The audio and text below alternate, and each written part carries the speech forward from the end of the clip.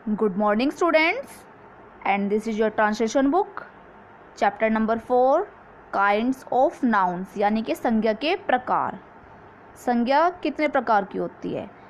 Let's remember, पहले संज्ञा की डेफिनेशन को हम दोबारा से रिवाइज करते हैं। किसी व्यक्ति, पशु, पक्षी, स्थान या वस्तु के नाम को बताने वाले शब्द को नाउन कहते हैं, यानी कि संज्ञा कहते हैं। ठीक है, यानी कि जो भी हमें व्यक्ति, वस्तु, पशु, पक्षी का नाम बताता है वो शब्द क्या कहलाता है? संज्ञा। The names of persons, animals, birds, places और थिंग्स आर कॉल्ड नाउन्स। अब ये हमें कुछ सेंटेंस दिए हुए हैं, इन्हें ध्यानपूर्वक पढ़ते हैं। Sneha is my sister, Mumbai is a big city, elephant is an animal, I like bread and butter. अब उपयुक्त वाक्यों में स्नेहा, सिस्टर, स्नेहा और सिस्टर ये सब क्या है? ये किसी व्यक्ति के बारे में कहा जा रहा है। मुंबई और सिटी ये एक स्थान है। एलिफेंट तथा एनिमल पशु के बारे में है। ब्रेड एंड बटर ये किसी वस्तु का बता रहे हैं, किसी वस्तु का नाम। तो ये सब हमारे क्या हैं? नाउन। तो पता चल गया आपको कि किसी भी व्यक्ति, वस्तु, स्थान, पशु, पक्षी के नाम को संज्ञा कहते हैं। अब आते हैं संज्ञा के भेद, काइंड्स ऑफ नाउन्स। मुख्यतः 5 भेद होते हैं संज्ञा के। सबसे पहला भेद होता है प्रॉपर नाउन, यानी कि व्यक्तिवाचक संज्ञा। प्रॉपर नाउन हमने अपनी ग्रामर में भी रीड किया था, पढ़ा था। जो शब्द किसी विशेष व्यक्ति, वस्तु, स्थान, दिन, महीने और पुस्तक का नाम बताता है उसको बोलते हैं प्रॉपर नाउन। ठीक है, और मैंने आपको बताया था कि proper noun always capital letter से स्टार्ट होते हैं। Kavya is a girl, I live in Mumbai, it is Sunday today और she reads the रामायण। ठीक है, तो यानी कि यहाँ पे काव्या लड़की का नाम है, मुंबई स्थान का नाम है, संडे दिन का नाम है और रामायण एक पुस्तक का नाम है। तो ये सभी हमारी प्रॉपर नाउन्स है। जब किसी विशेष, यानी कि हमें डायरेक्ट किसी का, पर्सन का नेम दे दिया जाता है, किसी पुस्तक, नदी वगैरह का नेम दे दिया जाता है, उसको बोलते हैं प्रॉपर नाउन। दूसरा होता है हमारा कॉमन नाउन। 5 भेद बताए हैं मैंने। पहला प्रॉपर नाउन, दूसरा कॉमन नाउन, यानी कि जातिवाचक संज्ञा। जो शब्द एक ही जाति या वर्ग के किसी व्यक्ति या एक ही प्रकार की वस्तुओं में से किसी एक वस्तु या स्थान के विषय में बताया जाता है उसको क्या बोलते हैं? Common noun. He is a boy, boy क्या है? पर्सन है, बट डायरेक्ट नेम तो नहीं दिया, तो इसलिए हमारा हो गया common noun. This is my bag, Neha goes to school और हिज शूज़ आर वाइट। तो ये हमारे हो गए common. Next page.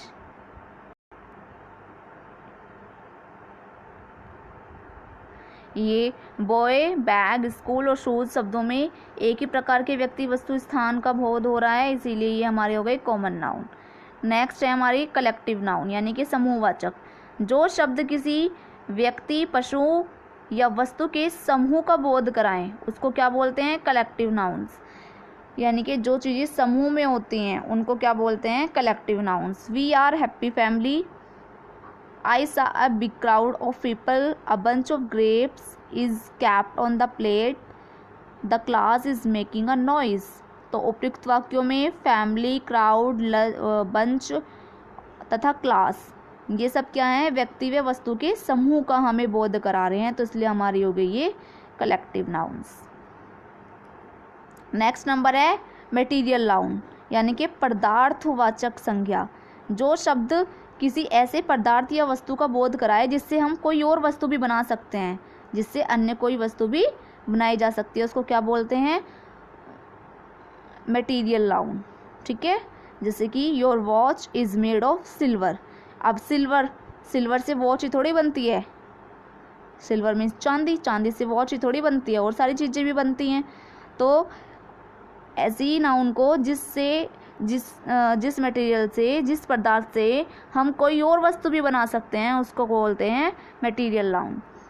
The necklace is made of gold. तो गोल्ड यानी कि सोना, सोने से नेकलेस थोड़ी बनता है, और कुछ भी चीज़ें भी बन सकती हैं। The book is made of paper और gate is made of iron. तो इसमें सिल्वर, गोल्ड, आयरन, पेपर ये हमारी कौन सी नाउन है? Material noun. नेक्स्ट है एब्स्ट्रैक्ट नाउन, यानी कि भाववाचक संज्ञा। जो शब्द किसी ऐसे गुण, विधि, अवस्था या भाव आदि का बोध कराए जिसे देखा ना जा सके, केवल अनुभव किया जा सके, उसको क्या बोलते हैं? Abstract noun. यानी कि जिस भाव को हम देख नहीं सकते, सिर्फ अनुभव कर सकते हैं, ओनली फील कर सकते हैं, उसको बोलते हैं हम एब्स्ट्रैक्ट नाउन। जैसे कि फर्स्ट एग्जांपल है honesty is the best policy, तो इसमें ऑनेस्टी वर्ड जो है वो एब्स्ट्रैक्ट नाउन है। ऑनेस्टी मतलब ईमानदारी, तो ईमानदारी को हम देख सकते हैं? नहीं देख सकते ना। ईमानदारी तो हम फील करते हैं सामने वाले को देखकर कि हाँ भाई ये ईमानदार है, उसकी बातों से, उसके काम से। तो ईमानदारी तो नहीं देख सकते ना हम, इसीलिए जिसको हम सिर्फ अनुभव कर सकते हैं, जिसको हम सिर्फ फील कर सकते हैं, उसको बोलते हैं एब्स्ट्रैक्ट नाउन।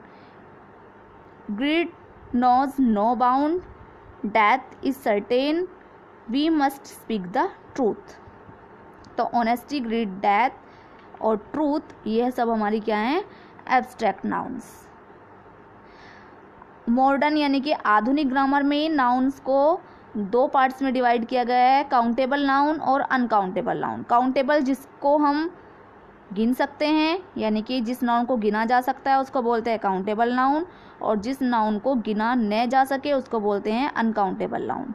काउंटेबल में आते हैं जैसे कि pen, table, boy, tree, book आदि, और अनकाउंटेबल में आते हैं tea, oil, wood, butter, ghee, goodness आदि। लेट्स नो, कॉमन और कलेक्टिव नाउन्स को काउंटेबल नाउन्स कहा जाता है। यानी कि कॉमन नाउन और कलेक्टिव नाउन को किस में रखते हैं हम? काउंटेबल नाउन में रखते हैं। ठीक है, नेक्स्ट पेज में आपको बुक एक्सरसाइज करनी है।